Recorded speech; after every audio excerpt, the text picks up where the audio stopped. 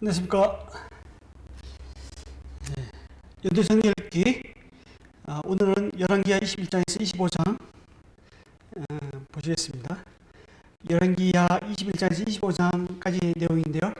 잔존한 남유다의 중흥, 쇠퇴, 멸망에 대해 말씀드리겠습니다. 그리고 그때 당시 활동했던 선지자인 나훔, 스바냐, 하박국, 예레미야, 예레미야 애가에 대해서 말씀드리겠습니다. 이렇게 선지자들이 활동했던 역사적인 배경과 함께 해당 선지자를 보면 훨씬 이해가 잘 되실 것입니다.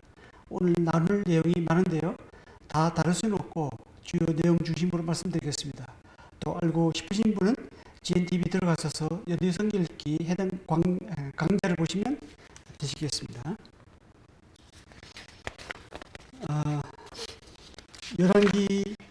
먼저 열왕기하 21장 부터 23장까지 나오는 내용입니다.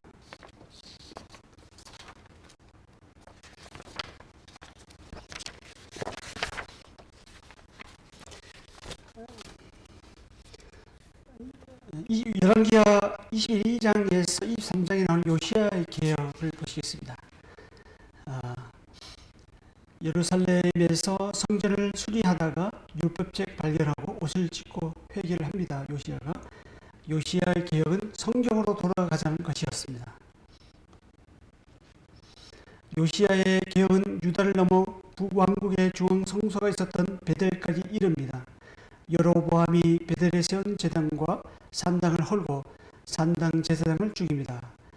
열왕기하 23장 15절에서 20절에 나와 있는 내용입니다.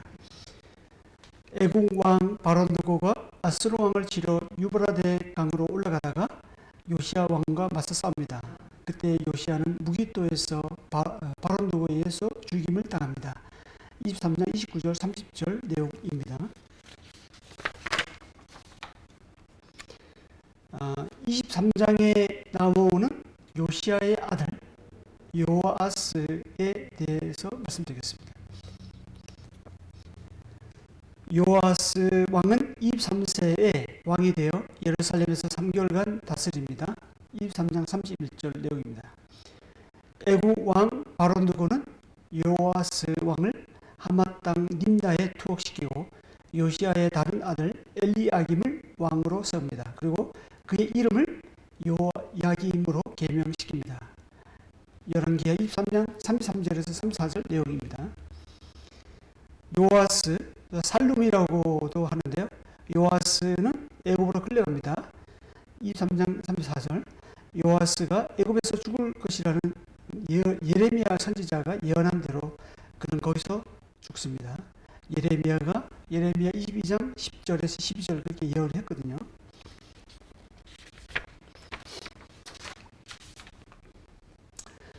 그러면 이때 당시에 이렇게 이런 시대적 배경을 두고 활동했던 나홈에 대해서 보시겠습니다. 나홈의 개요인데요. 1장 1절에 보면 엘고스 사람 나홈이라고 언급한 것에 이 외에는 저자에 대해서 다른 정보가 없어요. 연대를 보시겠는데요.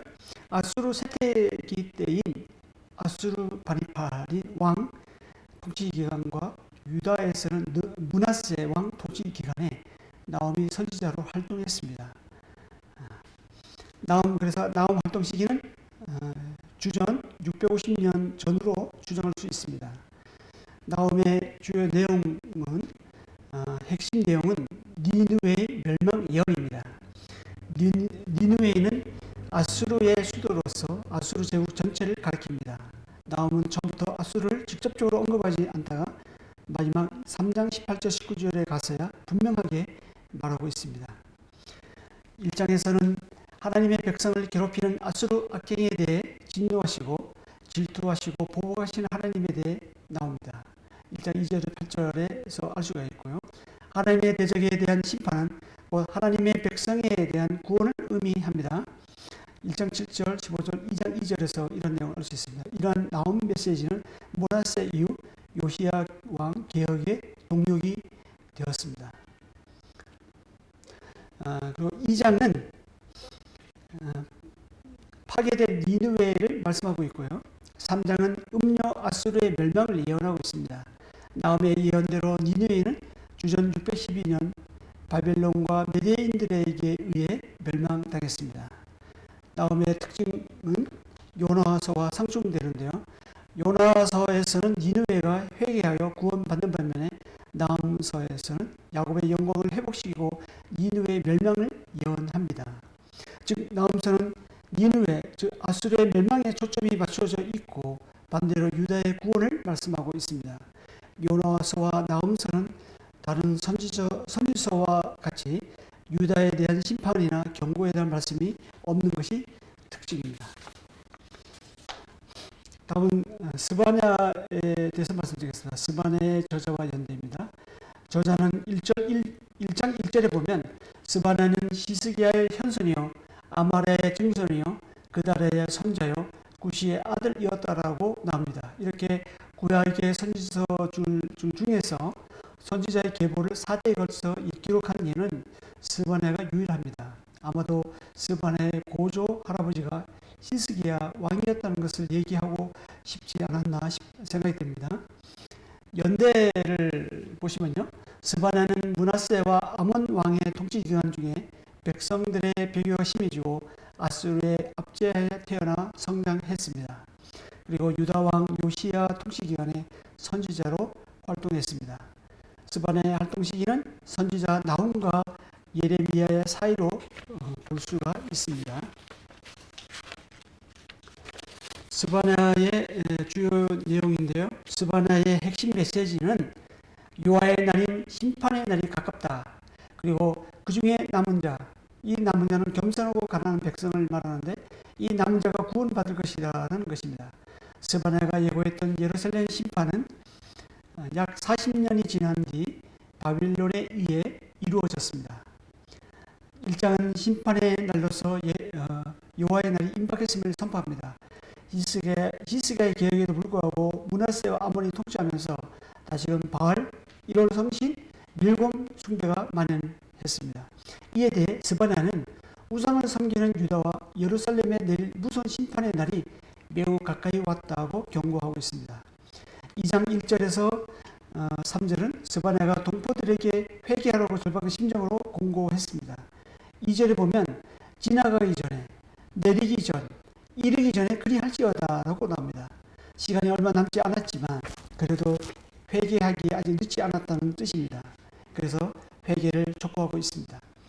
2장 4절에서 15절은 이스라엘 적대 국가이면서 교만한 이방 민족들에 대한 심판을 선포하고 있습니다.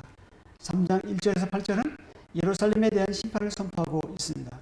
이방 민족들이 하나님의 심판으로 멸망당하는 것을 가까이에서 보면서도 백성들이 회개하지 않고 계속 하나님을 거스렸습니다. 이제 하나님은 여러 나라를 불러들여서 예루살렘 심판을 집행하게 될 것이라고 말씀하십니다. 3장 8절에서 이런 것을 알 수 있고요. 3장 9절에서 20절은 가난하고 겸손한 남은 백성은 구원받을 것이라고 하십니다. 이외에 스바냐의 당시 상황과 특징은 GNTV 연대 성경 읽기를 그 강좌를 참조하시기 바랍니다. 다음 하박국을 보시겠는데요. 하박국의 저자와 연대입니다. 저자는 1장 1절에 보면 선지자 하박국이 묵시로 받은 경고라고 시작합니다. 하박국은 나홈과 마찬가지로 개인 신상에 대해 자세한 정보가 없습니다. 하박국은 예레미야와 동시대의 사람이고 예루살렘 성전에서 활동한 것으로 추정됩니다. 2장 20절에서 이런 것을 알 수가 있고요. 연대는 하박국은 요시야 왕의 개혁과 갑작스러운 죽음을 목도하고 유다의 마지막 왕이 시디기야 때까지 사역한 선지자로 보입니다. 하박국에는 북이스라엘에 대한 언급이 전혀 없습니다. 또한 1장 6절에 보면 아주 가까운 미래에 갈대아, 즉 바벨론이 침략할 것을 예언합니다.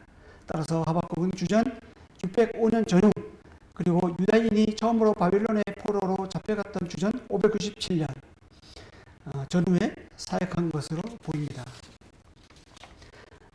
주요 내용인데요. 그게 두 부분으로 나눠집니다. 1장, 2장은 하박국의 질문과 하나님의 대답 형태의 논쟁이 나오고요. 3장은 기도하는 하박국이 나옵니다. 당시 사회는 주전 609년에 우상타파와 율법 준수에 힘쓴 요시야 왕이 갑작스러운 죽음을 맞이하고 대신 요야김 왕이 되면서 정반대의 상황이 되었습니다. 다시금 불법과 불의가 심해졌어요. 1장 2절에서 4절에 의하면 그것이 어떻게 심해졌냐면 강포, 죄악, 폐역, 검탈, 변론, 분쟁, 율법이 해이하고 정의가 왜곡되고 악인이 의인 압제가 만연했음을 볼 수가 있습니다. 이 하박국은 어찌하여 하나님을 침묵하십니까? 라고 하나님께 탄원하고 하나님의 정의에 질문을 던집니다. 1장 5절에서 11절에서 하나님은 응답으로 갈대아, 즉 바빌론을 일으켜서 유다를 심판하시겠다고 말씀하십니다. 이들은 빠르고 잔인하고 자신들의 힘을 자신들의 신으로 삼는 자라고 그런 자로 묘사하고 있습니다. 이에 하박국 1장 12절에서 17절에서 특히 13절 하반절을 보면 악인이 자기보다 의로운 사람을 삼키는데도 잠잠하시나이까 라고 나옵니다. 여기서 악인은 바벨론을 뜻하고 있고요. 의로운 사람은 유다를 가리킵니다. 그러니까 거룩하신 하나님이 유다가 불순종하긴 했지만 그보다도 훨씬 악하고 불의한 바벨론을 시켜서 무자비하게 벌하신다면 어찌 공의라 할 수 있겠습니까? 라고 이의를 제기합니다. 하나님은 2장 1절에서 20절에서 두 번째로 응답하십니다. 2절 3절은 하나님께서 하박국에게 할 일을 주십니다. 그것은 다른 선지자들처럼 백성들 앞에서 외치는 것이 아니라 판에 글씨를 새겨서 두고두고 읽을 수 있게 하라는 것입니다. 그의 내용은 불의한 바빌론의 종말이 속히 이르겠다고 따른 것입니다. 그 약속은 비록 더딜지라도 기다려야 하는 것은 임신기간의 마지막 때처럼 하나님의 정한 때가 임박했으며 반드시 이루어질 것이기 때문입니다. 그러면서 의인은 믿음으로 말미암아 살리라고 하시면서 하나님이 행하실 일에 믿음을 가지라고 하십니다. 4절 전반부에 나오는 그는 바벨론을 뜻하고 있고요. 후반부에 나오는 그의 믿음은 약속의 말씀을 붙잡고 하나님의 정하신 때를 기다릴 줄 아는 신실함을 말합니다. 이어서 6절에서 19절까지는 5번에 걸쳐 화 있을 징조가 나옵니다. 유다가 바빌론을 비꼬고 조롱하는 내용인데요. 첫 번째는 바빌론이 자기 소유가 아닌 것을 노력하여 부유해 졌는데도 너희들도 그렇게 되지 않겠느냐는 것입니다. 6절 8절 그리고 9절 11절에서는 둘째 전쟁에서 빼앗은 것들 즉 부당한 이유로 자기 집을 화려하게 건축하는 것은 내 영혼에게 죄를 짓는 것이 되었다고 말씀하십니다. 셋째는 전쟁 포로들 동원해서 여러 성을 건축하는 데 있어 많은 사람들이 희생되었습니다.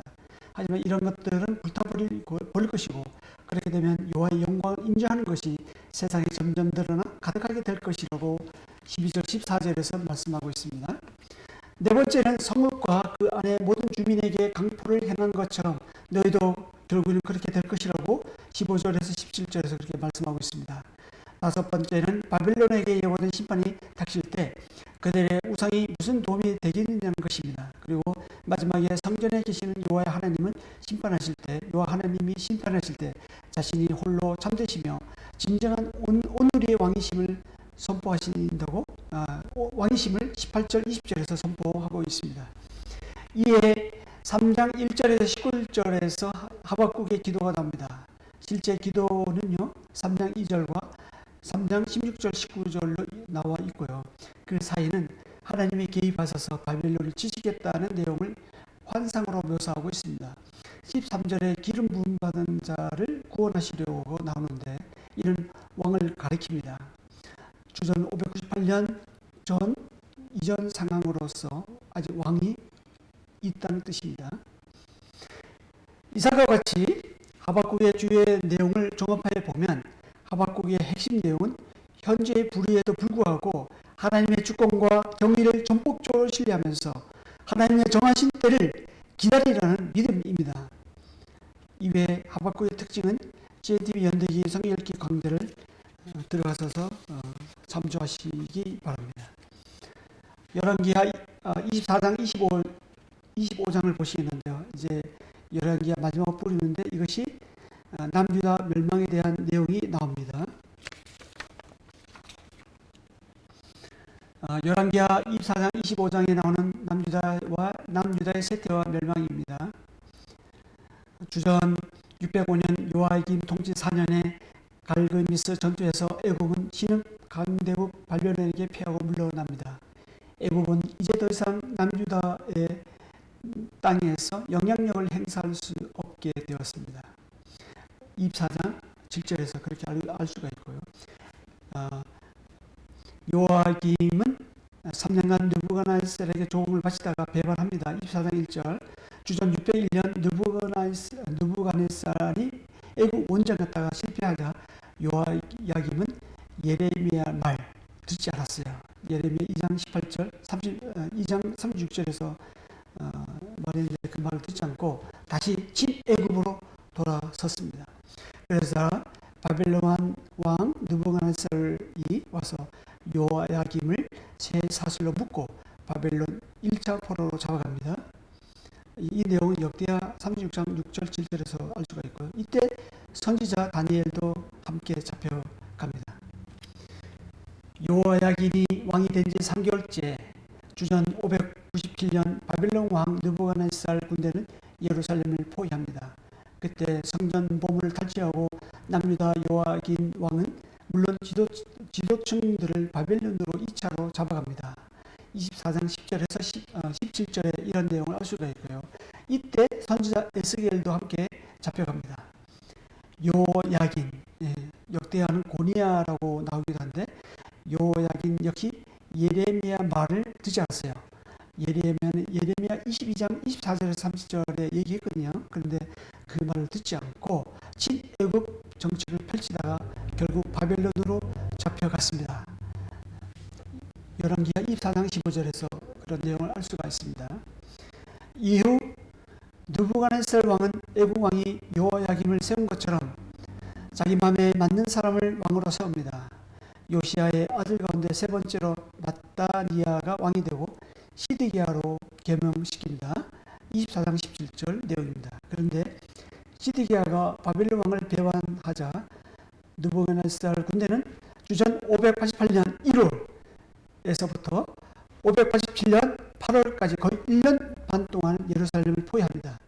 이때 성 안에는 기근이 심해졌습니다. 25장 1절에서 3절 예레미야 애가를 보면 자기 자식을 삶아 먹을 정도로 상황이 정말 심각하고 끔찍했음을 알 수가 있어요. 예레미야 2장 11절 12절 2장 19절 20절 4장 3절 5절 4장 8절 10절에 보면 이런 끔찍한 상황을 묘사하고 있는데 눈물을 이렇게 흘리고 있었어요. 그리고 시드기야와 호위병들은 밤이 되자 파괴된 성벽 사이로 빠져나와 도망칩니다. 추격한 갈대아 군대는 여리고 평지에서 왕을 사로잡고 바벨론 왕이 있는 림나 사령부로 끌고 갑니다. 그곳에서 시드기야는 아들들이 보는 앞에서 두 눈이 파이고 노사슬로 결박당하여 바벨론으로 끌려갑니다. 25장 4절 7절 내용입니다. 예루살렘이 정복된 지 거의 한 달 뒤 성읍은 완전히 파괴됩니다. 이때가 주전 587년 7월이나 8월 정도 됐고요. 성벽, 성전, 왕궁이 무너집니다. 성전의 기구물들은 모조리 바벨론으로 가지고 갑니다. 상류층 나머지도 함께 세 번째로 잡혀갑니다. 25장 8절에서 17절 내용입니다. 본토에는 이제 약한 자들만 남게 되었습니다. 예레미야는 본토에 남은 사람 중 한 명이었고요. 시대장은 반란에 관여한 지도층 인사들을 바벨론 왕이 있는 림나로 붙잡아가고 바벨론 왕은 모두 죽입니다. 25장 18절에서 25장 18절에서 21절 내용이고요. 바벨론 왕 느부갓네살은 그달리아를 유대 기업 총독으로 세웁니다. 그달리아의 아버지 아히감은 예레미야를 백성들의 손에서 죽이 못하게 보호한 사람입니다. 예레미야 26장 24절에서 알 수가 있고요. 그달리아는 예루살렘이 파괴되었기 때문이기도 하고 유대 군대가 예루살렘 바깥에 주둔하고 있었기 때문에 미스바에 중앙행접을 둡니다. 그리고 예레미야가 말한 대로 바벨론을 섬기려고 힘씁니다. 25장 22절에서 24장 4절 내용이고요. 예레미야 27장 11절 17절에도 이런 것을 확인할 수 있습니다. 예루살렘이 함락된 지 7개월이 지난 뒤 왕족 이스마엘이 부하 10명을 데리고 미스바로 와서 그달리아를 암살합니다. 일부 백성들은 바벨론이 두려워서 예레미야의 경고를 무시하고 예레미야를 데리고 애굽으로 떠납니다. 25장 25절 26절 내용이고, 이 내용은 예레미야 42장에도 상세하게 나오고 있습니다. 바벨론으로 잡혀간 유다 왕 요야기는 37년 만에 옥에서 나오게 되고 지위가 회복됩니다. 남은 여생 또한 왕의 식탁에서 먹게 되는 내용이 25장, 열왕기하 25장 27절에서 30절에 나옵니다.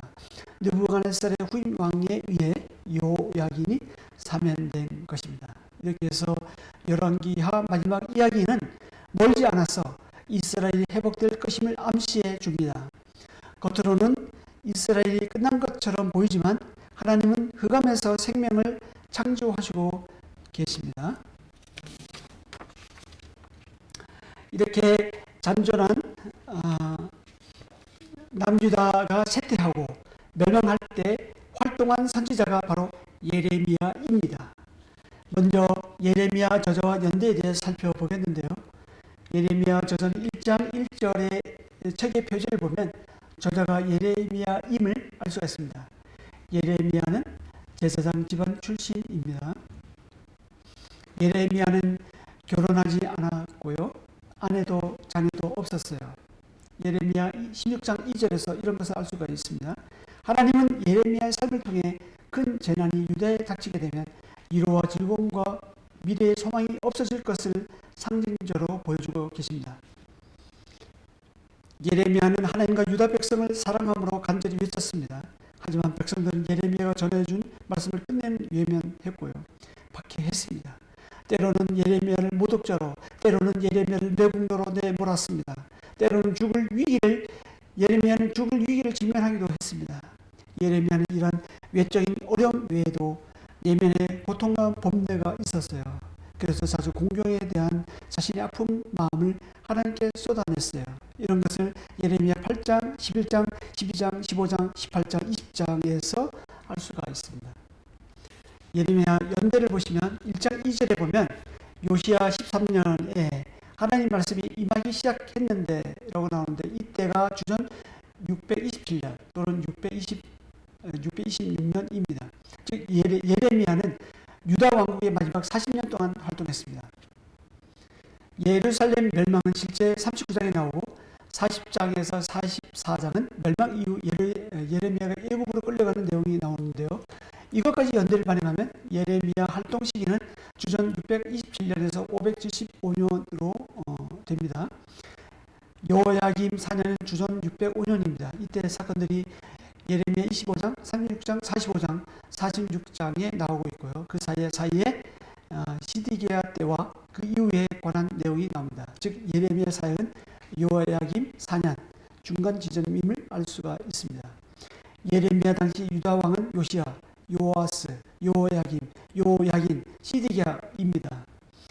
요시야 13년에 활동을 시작한 예레미야는 요시야 개혁, 열왕기하 22장, 23장에서 보았던 요시야 개혁을 겪었던 것이 틀림없겠지만 어디에도 그 개혁에 참여한 흔적은 나오지 않습니다.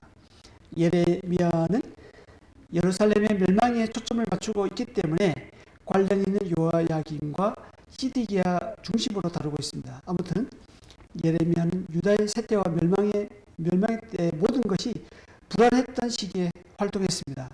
이사야가 그토록 조심하라고 경고했던 아수르 제국 멸망해 갔고 이에 못지않은 가혹하고 잔인한 신흥 바벨론이 중흥하는 시기를 배경을 두고 있습니다. 예레미야의 주요 내용은요, 선지자 중에 예레미야가 분량이 가장 많거든요. 이해하기 쉽도록 딱 이제 표 한 장으로 정리했습니다. 단락표로 보시겠습니다. 간략하게 예레미야는 크게 두 부류로 나누어져요. 1장에서 44장까지 예루살렘과 유다에 대한 하나님의 말씀, 45장 5에서 52장은 부록입니다.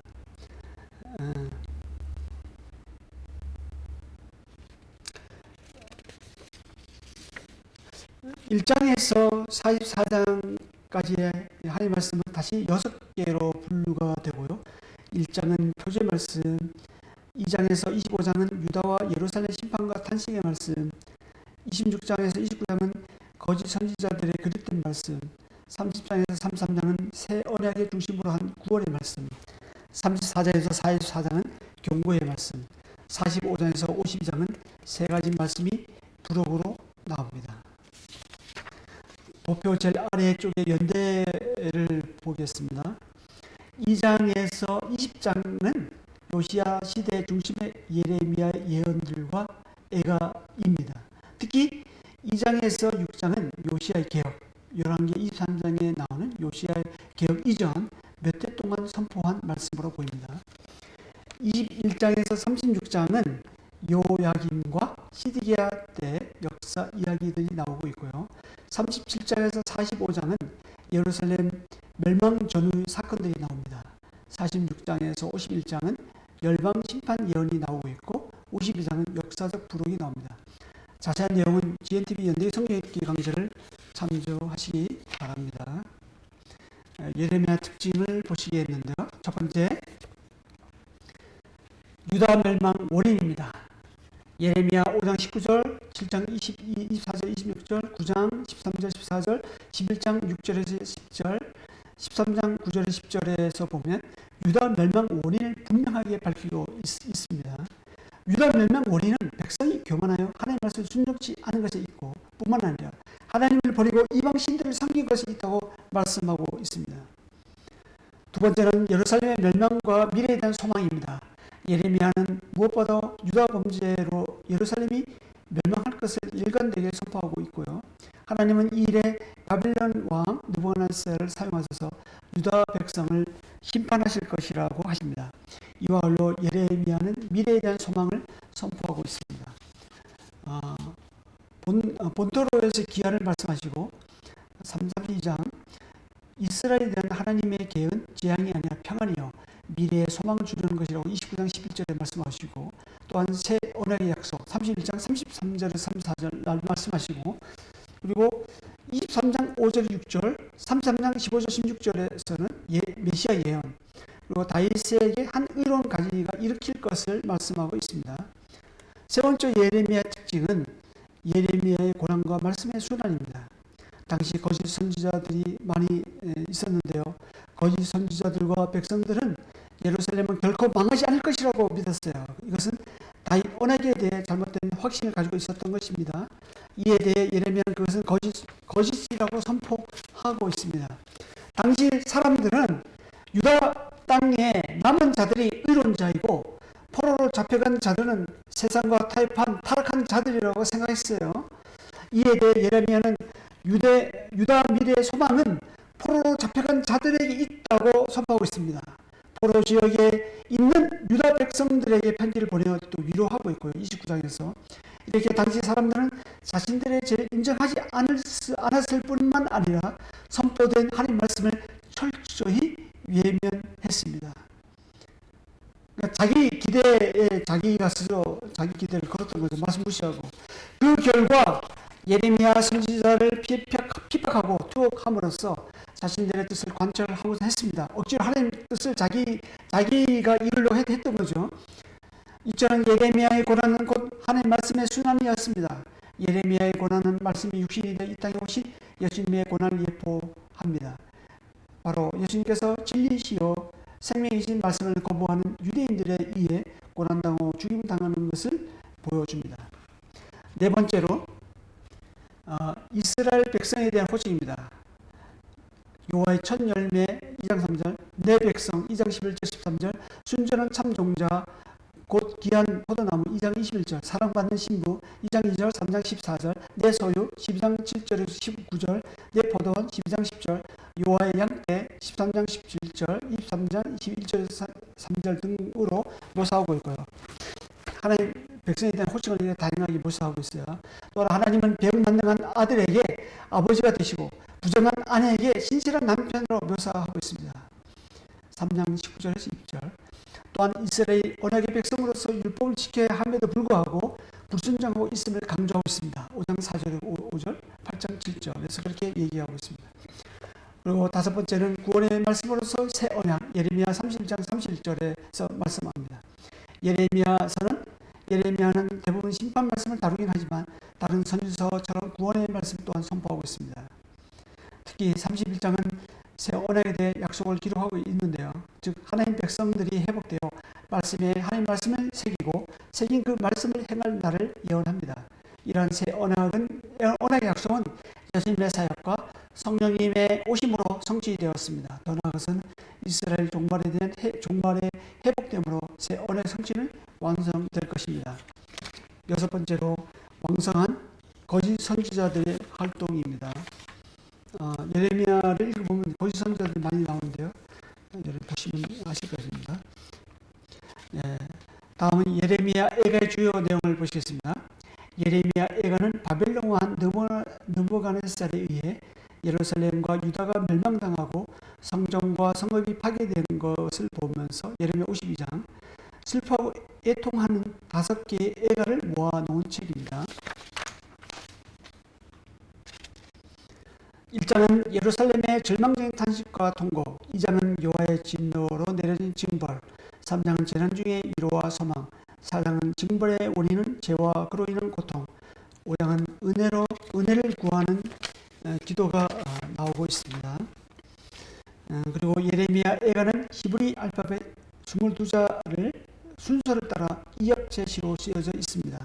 1장, 2장, 4장, 5장은 22절로 되어 있고요. 3장은 66절로 되어 있어요. 1장, 2장은 사명으로 된 문장의 첫 머리 글자만이 알파벳 순서로 시작합니다. 반면에 3장은 세 절씩 같은 알파벳 글자로 시작하고 사명마다 알파벳 순서가 바뀝니다. 4장은 이행으로 되어 있는데 형식은 1장, 2장과 같습니다.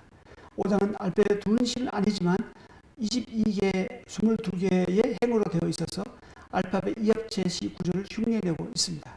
이처럼 예레미야 애가는 의도적으로 정교하게 쓰여졌지만 감정의 표현은 풍부하고 자연스럽다는 게 특징입니다. 예레미야 애가는 1장, 2장, 4장에서 슬프다라고 시작합니다. 이것은 죽은 사람에 대한 조의를 표할 때 내뱉는 소리입니다.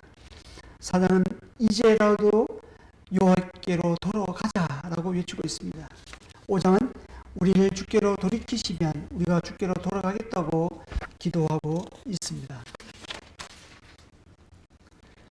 예레미야 애가 1장은 주전 586년 예루살렘이 점령당한 비참한 상황을 묘사하고 있고요. 열왕기하 24장 14절에서 16절 점령당했는데 저자는 시온의 옛 영광과 비교해서 현재 닥친 불행에 대한 애가가 나옵니다. 2장은 황폐해진 예루살렘과 유다를 바라볼 수밖에 없는 저자의 슬픔과 탄식에 대한 애가가 나옵니다. 3장은 예루살렘이 멸망당한 뒤 경험한 기근과 고난에 대해 나옵니다. 그리고 그 고난 가운데서 하나님의 은혜와 구원을 바라보면서 함께 고통받는 사람들을 위로하고 기도하는 내용이 나옵니다. 4장은 2장처럼 폐허가 된 예루살렘을 바라볼 수밖에 없는 현실과 예루살렘의 불행과 수치에 대한 애가가 나옵니다. 5장은 예루살렘이 멸망당한 뒤 굴욕을 겪고 있는 백성들의 기도가 나옵니다. 회개조차도 하나님이 하게 하셔야 가능하게 하다고 고백하고 있습니다. 이외에 예레미야의 애가 특징은 GNTV 연대성 읽기 강좌를 참조하시기 바랍니다. 이제 마지막으로 오바다를 보시고 정리해 보겠습니다. 오바다하고 하나만 더 보시겠는데요. 오바다의 주요 내용입니다. 오바다 저자는 1장 1절에 오바다의 묵시라고 나와 있는 것 말고는 알려진 것이 없고요. 오바다라는 이름은 구약 성경에 여러 명이 되어 있지만 오바다 선지자와 같은 인물은 없습니다. 11절에서 14절을 보면 예루살렘 점령 당시 에돔 사람들의 태도와 반응이 나오는데요.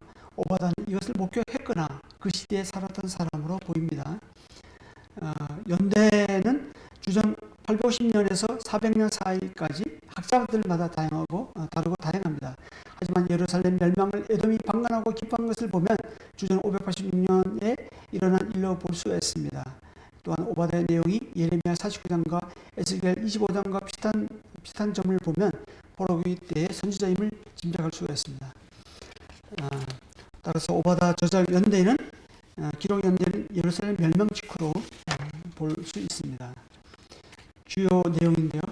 오바댜는 한 장으로 되어 있고요. 선지서 중에서 가장 짧은 책입니다.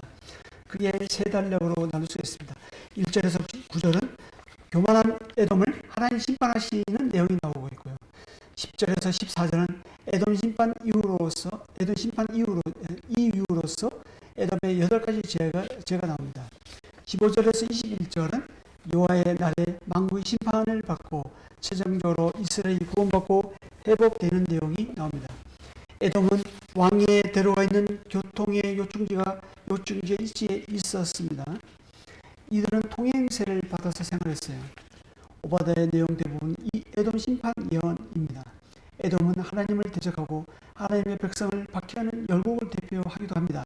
따라서 에돔 심판 메시지는 단지 에돔에만 국한되지 않습니다. 에돔 심판은 열방에 대한 심판이요 하나님의 궁극적인 승리를 보여줍니다. 또한 모든 민족에게 관여하시는 하나님의 우주적인 통치를 나타냅니다. 반대로 생각하면 에돔의 심판은 곧 이스라엘의 구원을 뜻하는데 이것은 더 나아가서 이스라엘뿐만 아니라 온 인류가 구원받아야 한다는 것을 보여줍니다.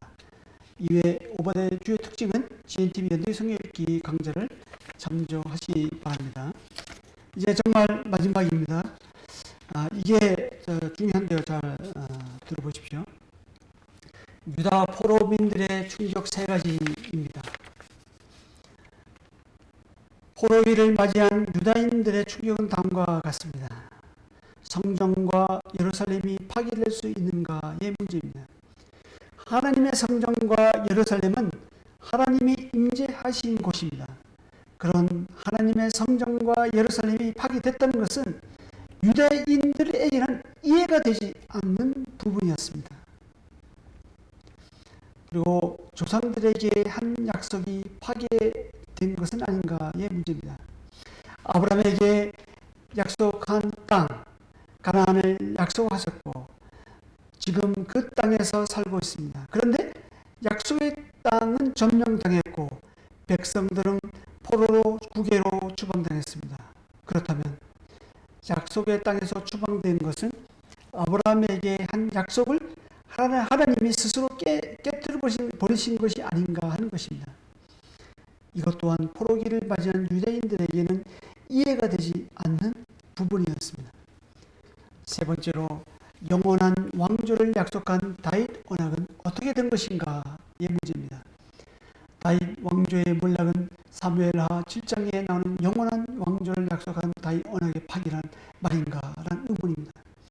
이것 또한 포로기를 맞이한 유다인들에게는 이해가 되지 않는 부분이었습니다. 그렇다면 바벨론의 시인 마두룩이 하나님보다 더 강하단 말인가의 문제가 남습니다. 이러한 의문을 포로기 선지자인 에스겔과 다니엘은 그에 대한 답을 제시하고 있습니다. 이 말씀은 이제 다음번에 포로 시대를 대표하는 선지자 에스겔과 다니엘을 살펴보면서 다루겠습니다. 오늘은 여기까지인데요. 긴 여정을 이어왔습니다. 굉장히 분량이 사실 많은 부분을 짧게 다뤘습니다. 여기서 다 다룰 수가 없기 때문에 중요한 요점만 이렇게 다뤘고요. 나머지는 여러분들이 읽으면서 참조하시고 그때 궁금하면 또 다시 들어와서 한번 보십시오. 그리고 더 궁금하면 GNTV 연대기 성경 읽기 강좌에 들어가서 해당하는 그 분량을 들어보시면 30분, 40분이거든요. 들어보시면 많은 도움이 되실 것입니다. 아무튼 성경을 읽어 나갈 때 우리가 성경을 읽지만 우리가 읽는 그 성경 말씀이 우리를 해석하고 우리의 삶을 움직이고 우리의 삶이 그리스도의 삶이 되도록 이게 리모델링 계속 해나가는 그런 역사가 저는 여러분에게 있기를 기대합니다. 감사합니다.